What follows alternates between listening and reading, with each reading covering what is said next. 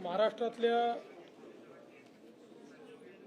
एकूण वेगवेगळ्या प्रकारे जी काही अतिवृष्टी चाललेली आहे, काही भागामध्ये पूरजन्य परिस्थिती आहे, मोठ्या प्रमाणात वारा जो आहे त्याचे देखील इव्हेंट्स होत आहेत। त्यामुळे दरड कोसळणं किंवा मोठ्या प्रमाणात वॉटर लॉगिंग होणं असेही अनेक प्रकार आपल्याला या ठिकाणी पाहायला मिळत आहेत। या संदर्भात आत्ताच आपला जो आपत्ती व्यवस्थापन कक्ष आहे या ठिकाणी राज्यातले सगळे प्रमुख अधिकारी आणि सर्व जिल्ह्यातले जिल्हाधिकारी, पोलीस प्रशासन, विभाग प्रशासन या सर्वांसोबत आम्ही चर्चा केलेली आहे। जी काही माहिती आहे ती माहिती त्यांना ऑलरेडी शेअर केली आहे। त्यानुसार त्यांनी काय प्लॅन तयार केलेले आहेत या संदर्भातली त्यांच्याकडनं माहिती जाणून घेतली आहे। त्यांच्या काही अडचणी असतील तर त्या समजून घेतलेल्या आहेत। विशेषतः मुंबईमध्ये आज 3 वाजतापासून हायटाईड आहे, भरती येणार आहे आणि मोठ्या प्रमाणात या भरतीमुळे त्या कालावधीमध्ये जेव्हा पाऊस होईल त्यावेळी काही भागामध्ये वॉटर लॉगिंग होण्याची संभावना आहे। पण त्याहीपेक्षा महत्त्वाचं आहे की आज अतिशय जोरानं, ज्याला आपण सोसायट्याचा वारा म्हणतो किंवा अतिशय वेगवान वारा म्हणतो, अशा प्रकारे हा वारा या ठिकाणी वाहणार आहे। कालही दिवसभर जवळपास 40 ते 50 किलोमीटर प्रति तास अशा पद्धतीचा वारा व्हायला आणि त्यामुळे साधारणपणे 4 महिन्यात या जे काही आपल्याकडे वृक्ष पडतात त्याच्या अर्धे केवळ काल एका दिवसात 350 जवळपास वृक्ष एका दिवसात पडलेले आपल्याला पाहायला मिळाले।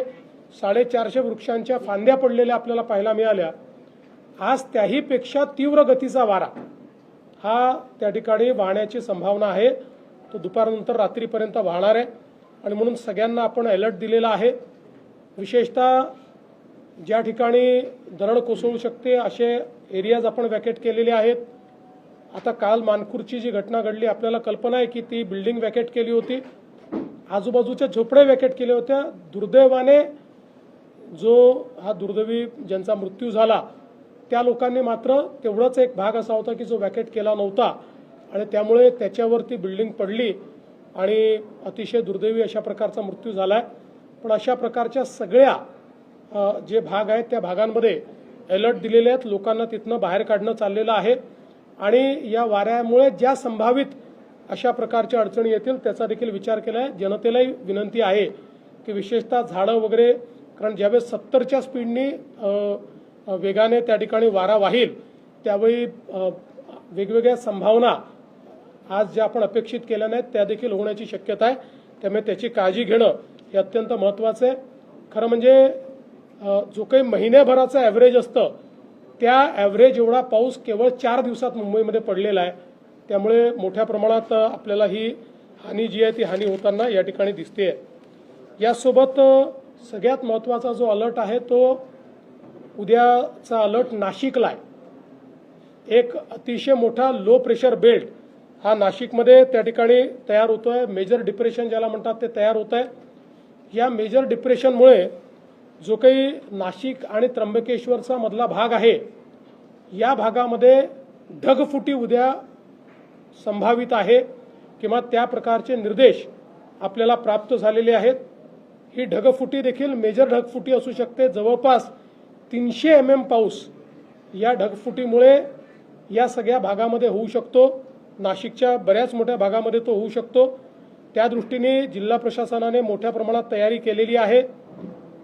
शाळांना सुट्टी देणं असेल किंवा जिथे पाणी साचू शकतं अशा भागात काम करणं असेल, नाशिक शहर असेल किंवा नाशिक जिल्हा असेल, जो ग्रामीणचा भाग आहे तो भाग असेल, या ठिकाणी वेगवेगळ्या प्रकारे अशा प्रकारच्या क्लाउड ब्रस्टमुळे जी परिस्थिती येऊ शकते त्याचं अँटिसिपेशन करून बऱ्याचशा उपाययोजना त्या ठिकाणी करण्यात आलेल्या आहेत। पण याच्यावर अतिशय करडी नजर ही आपल्याला ठेवावी लागेल, कारण हा एक मेजर इन्सिडन्स जो आहे तो या ठिकाणी आपल्याला संभावित आहे। मुळामध्ये 8 तारखेपर्यंत सातत्याने आपल्याला हे सगळे अलर्ट्स आहेत। आता विशेषतः आपण जर बघितलं तर गेल्या 4-5 दिवसांमध्ये पालघर जिल्हा हा अतिशय वर्स्ट अफेक्टेड अशा प्रकारचा जिल्हा आहे। वसई विरारचा भाग असेल, पालघर शहराचा भाग असेल, याच्यामध्ये खूप मोठ्या प्रमाणात पाणी जंपण्याच्या घटना या ठिकाणी झालेल्या आपल्याला पाहायला मिळत आहेत। त्या ठिकाणचे रस्ते बंद आहेत। विशेषतः रेल्वे ज्या आहेत, या रेल्वे आपल्याला ज्या गुजरातमध्ये येणाऱ्या रेल्वे आहेत त्या आधीच मध्ये रस्त्यात थांबलेल्या आहेत। तिथल्या लोकांना रेल्वेतनं काढून रोडच्या माध्यमातून आणण्याचा प्रयत्न चाललेला आहे। जो अहमदाबाद मुंबई नवीन त्या ठिकाणी हायवे आहे, त्या ठिकाणी काही भागांमध्ये मोठ्या प्रमाणात काम चालू असल्यामुळे पाणी साठलेलं आपल्याला पाहायला मिळतंय आणि तिथे रस्ता बंद झालेला आहे। तोही रस्ता रिकामा करण्याचं काम हे चाललेलं आहे। पालघर जिल्ह्यामध्ये 4:30 वाजता त्या ठिकाणी पुन्हा भरती आहे। पाऊस आता थांबलाय पण पुन्हा तो पाऊस सुरू होणार आहे। त्यामुळे हा जो भरतीचा इव्हेंट आहे हा देखील आपल्याला अतिशय त्याच्यावर नजर ठेवावी लागेल, कारण त्यामुळे पुन्हा पाणी साठण्याच्या घटना या त्या भागामध्ये मोठ्या प्रमाणात होताना दिसू शकतील। रायगडमध्ये खूप मोठ्या प्रमाणात पाऊस आहे। रायगडच्या सगळ्या आपल्या पश्चिमी घाटाच्या भागामध्ये मोठ्या प्रमाणात पाऊस आहे। आपल्याला कल्पना आहे की कालही महाबळेश्वरचा भाग असेल, लोणावळ्याचा सगळा भाग असेल, या भागामध्ये प्रचंड मोठा पाऊस म्हणजे ॲव्हरेजपेक्षा कितीतरी पट जास्त पाऊस हा आपल्याला झालेला पाहायला मिळाला। सावित्री नदीने धोक्याची पातळी ओलांडली आहे, पण सुदैवाने त्याचं डिसिल्टिंग झाल्यामुळे धोक्याची पातळी ओलांडल्यानंतरही अजून शहरांमध्ये पाणी शिरलेलं नाही किंवा ते आपण थांबवू शकलेलो आहोत, पण अजूनही त्याच्याकडे लक्ष आहे। काही नद्यांनी जवळपास 4 ज्या महत्त्वाच्या नद्या आहेत त्या 4 नद्यांनी धोक्याची पातळी ओलांडली आहे। त्यामुळे त्यातनं ज्या काही अडचणी आहेत त्या दूर करण्याच्या दृष्टीने मोठ्या प्रमाणात त्याच्याकडे लक्ष देणं हे चाललेलं आहे। आपल्याला कल्पना आहे की मुंबई गोवा हायवे जो आहे याच्यावर कशेडीला एक फार मोठा लँडस्लाइड त्या ठिकाणी काल रात्री झाला। जवळपास एक डोंगरच पूर्ण कोसळून तो खाली आला, पण आता तो सगळा मलबा जो आहे तो काढण्याचं काम चाललेलं आहे। आणि एकूण या अनप्रेसिडेंटेड अशा प्रकारच्या पावसामुळे आणि या सगळ्या परिस्थितीमुळे एकूण या हायवेवर 8 ठिकाणी अनपेक्षित अशा प्रकारच्या लँडस्लाइड झालेल्या आहेत, पण आता जवळजवळ सगळं क्लिअर करणं चाललेलं आहे। आता हायवे कसा सुरू करता येईल किंवा पूर्ण क्षमतेने कसा तो करता येईल याकडे एक मेजर लक्ष देणं चाललं आहे। मुंबई पुणे जो आपला आहे त्याच्यावर तर आपल्याला कल्पना आहेच, त्याही ठिकाणी मोठ्या प्रमाणात म्हणजे जवळपास 100 टन मलबा हा त्या ठिकाणी इतक्या मोठ्या प्रमाणात लँडस्लाइड झालेला आहे आणि अशा भागात झाला आहे की ज्या ठिकाणी साधारणपणे यापूर्वी कधी होत नाही अशा भागामध्ये हा लँडस्लाइड झालेला आपल्याला पाहायला मिळतोय। त्याच्यातलं जवळपास 70 टन मलबा हा काढून टाकण्यात आलेला आहे। आता पुण्याकडे जायचा जो मार्ग आहे त्याच्यावर 3 लेन सुरू आहेत, पण मुंबईकडे यायच्या मार्गावर एकच लेन चाललेली आहे। पण पुढच्या 1.5 तासामध्ये यातला बराचसा पार्ट रिस्टोर करायचा अशा पद्धतीनं काम चाललेलं आहे। शिवेंद्रराजे आपले जे मिनिस्टर आहेत ते देखील त्या ठिकाणी गेलेले आहेत आणि सगळ्या टीम्स ज्या आहेत त्या अत्यंत वेगानं त्या ठिकाणी काम करतायत। साताऱ्याचा जर आपण विचार केला तर साताऱ्यामध्ये घाटाच्या भागामध्ये आणि विशेषतः जो काही पश्चिमी घाट आहे त्या भागामध्ये मोठ्या प्रमाणात अतिवृष्टी झालेली आहे। तिथेही जे काही त्या ठिकाणी काळजी घ्यायची ती घेतली गेली आहे। कोल्हापूरमध्येही आता हळूहळू धोक्याच्या पातळीकडे त्या ठिकाणी पाण्याची वाटचाल चाललेली आहे। अजूनही लो लाईंग एरियाजमध्ये मोठ्या प्रमाणात पाणी शिरलेलं नाही, तिथे आपण लक्ष ठेवून आहोत आणि तिथे पुराचा धोका जो आहे तो होऊ नये अशा पद्धतीनं तिथला देखील प्रयत्न जो आहे तो चाललेला आहे। पालघर जिल्ह्यामध्ये एक छोटं धरण आहे, त्याच्यामध्ये काही भागामधनं त्या ठिकाणी त्याचं पिचिंग निघून गेलेलं आहे, त्यामुळे त्या धरणाला कदाचित धोका निर्माण होऊ शकतो, म्हणून तिथले जे खालची गावं आहेत तिथल्या काही लोकांना इव्हॅक्युएट करण्याचं काम चाललं आणि पॅरलली तिथे धोका निर्माण होऊ नये या दृष्टीनं जे काही इमर्जन्सी उपाय करता येतात ते उपाय दुरुस्तीचे ते करणं देखील मला असं वाटतं चाललेलं आहे। एकूणच 8 तारखेपर्यंत ही सगळी परिस्थिती जी आहे ही आपल्याला अत्यंत लक्ष देण्यासारखी आहे। वारी सुरू होते, वारीच्या निमित्तानेही खूप मोठ्या प्रमाणात अतिवृष्टीमुळे इंद्रायणीवरचे 4ही पूल जे आहेत हे पाण्याखाली चाललेले आहेत, त्यामुळे वारकऱ्यांना ही विनंती आहे।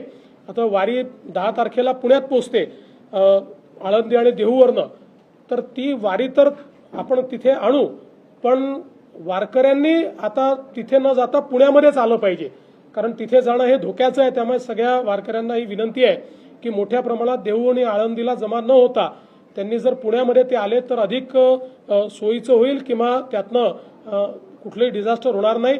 बाकी वारी करता ज्या काही व्यवस्था करायच्या आहेत त्या मोठ्या प्रमाणात केल्या आहेत. आता पावसाची परिस्थिती पाहून जास्तीत जास्त जर्मन हँगर्सच्या माध्यमातून वारकऱ्यांची व्यवस्था झाली पाहिजे आणि कुठेही त्रास होऊ नये या दृष्टीनं देखील जी काही व्यवस्था करायची ती राज्य शासनाने केलेली आहे. मला असं वाटतं की हे जे काही आपण अलर्ट्स सातत्याने या ठिकाणी देतो आहोत, ही आपली जी काही डिझास्टर मॅनेजमेंटची जी आपली इथला जो कक्ष आहे हा कक्ष 24 तास या ठिकाणी काम करतोय. आपले ज्या सचिव आहेत, सचिव महोदय असतील, सगळी इथली टीम असेल, हे सातत्याने सगळ्या जिल्ह्यांची, सगळ्या विभागांची आणि अगदी गाव पातळीपर्यंतचे अलर्ट्स आपल्याकडे आहेत ते गाव पातळीपर्यंत पोहोचवण्याचं काम हे या कक्षातनं होत आहे. सोबत बीएमसीचा कक्ष देखील त्याच पद्धतीनं काम करतो आहे. माझी सगळ्या नागरिकांना विनंती आहे की अनावश्यक प्रवास टाळावा. जो कालावधी सातत्याने आम्ही सांगतोय अति पावसाचा आहे किंवा जो कालावधी अधिक वेगानं धावणाऱ्या वाऱ्याचा आहे त्या कालावधीत रस्त्यावर येणं टाळावं. अत्यावश्यक असल्याशिवाय लोकांनी त्या ठिकाणी अशा पद्धतीनं कम्युटेशन करू नये अशा प्रकारची सर्वांना विनंती आहे.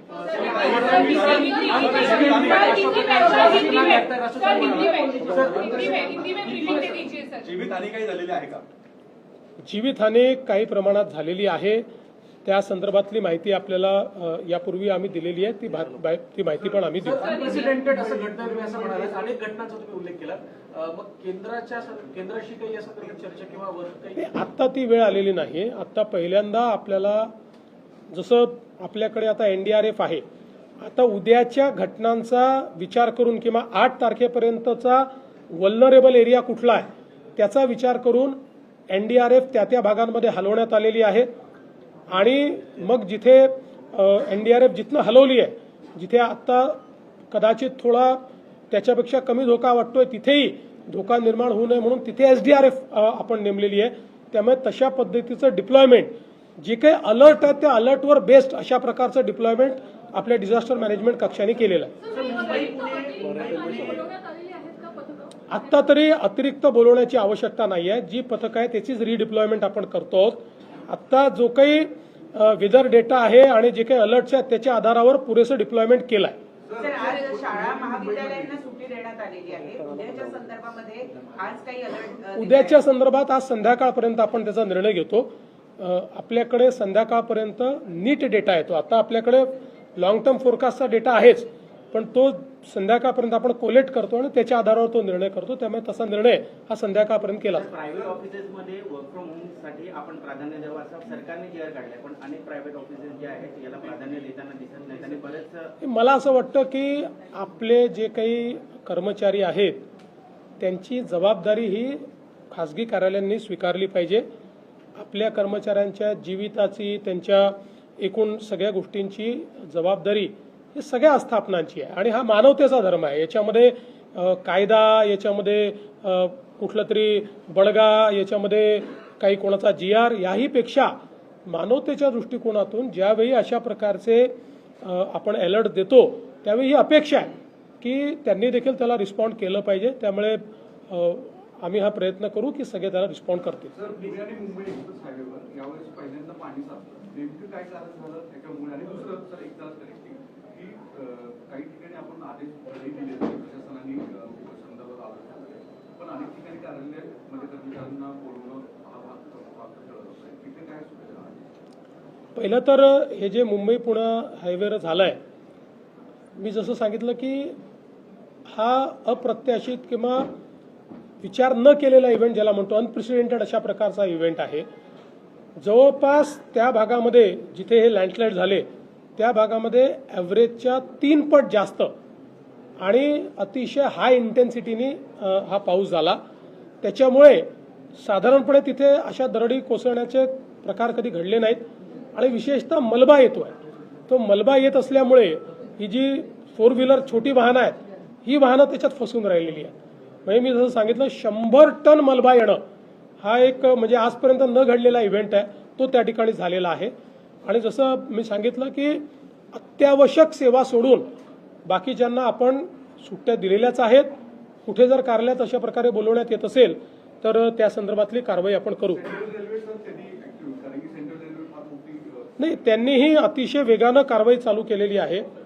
जवळपास मॅक्झिमम त्यांनी सेवा अबाधित राहील असा प्रयत्न केला, पण काही ठिकाणी अलर्ट्स यात आणि आता विशेषतः हाय टाईड म्हणजे भरतीचा जो भाग आहे त्यामुळे काही अलर्ट राहणं हे गरजेचं आहे. त्यावरून काँग्रेस टीका करते. ते म्हणतात की इन्फ्रामॅन स्टेट डिझास्टरमॅन असा हा प्रवास आहे का, कारण मोठ्या प्रमाणात कनेक्टिंग लिंक मध्ये भ्रष्टाचार झाल्याचे आरोप हर्षवर्धन सरकार करतात. बघा, अशा व्यक्तींना उत्तर दिलं पाहिजे की ज्यांना समजतं, ज्यांना केवळ टीका करायची आहे, ज्यांनी जीवनात काही केलं नाही, एक पूल बांधला नाही, ज्यांच्या पक्षाने महाराष्ट्राचा सत्यानाश केला, ते आम्हाला प्रश्न विचारतायत. मी एवढंच सांगतो, आजही आपण जाऊन बघा, इंजिनिअरिंग मार्वल असलेल्या या कनेक्टिंग लिंकमध्ये बोगदा असेल, वायाडक्ट असेल, इतक्या प्रचंड परिस्थितीमध्येही त्या ठिकाणी कुठलंही डिझास्टर झालेलं नाही आहे. जे झालेलं आहे ते समोरच्या भागात दरड कोसळल्यामुळे त्या ठिकाणी झालेलं आहे. ज्यांना भ्रष्टाचार करण्याची सवय होती त्यांना मनातनं त्या ठिकाणी असं वाटतंय की यांच्या काळात का होत नाही, आणि म्हणून ते बेछूट अशा प्रकारचे आरोप करतात. अशा आरोपांना मला असं वाटतं की त्या ठिकाणी दुर्लक्षित केलं पाहिजे. हां, हे निश्चित आहे की जर काही एखादी चूक झाली असेल तर ती ठीक केली पाहिजे, पण मला खरं म्हणजे या ठिकाणी वाटतं की ज्या इंजिनियर्सनी, म्हणजे मला पुन्हा सांगायचं आहे, हर्षवर्धन सपकाळांच्या पक्षाने 2013 साली 13 कारणं लिहून कनेक्टिंग लिंक होऊ शकत नाही असं 13 कारणं लिहून त्यांच्या मुख्यमंत्र्यांनी फाईल बंद केली होती. पण महायुतीच्या सरकारने ती हिम्मत दाखवली आणि ती कनेक्टिंग लिंक तैयार केली है. आज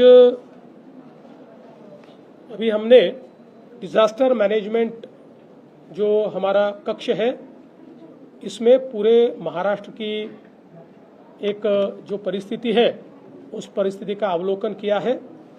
विशेष रूप से मुंबई जैसे शहर में बहुत जोरों से बारिश हुई है.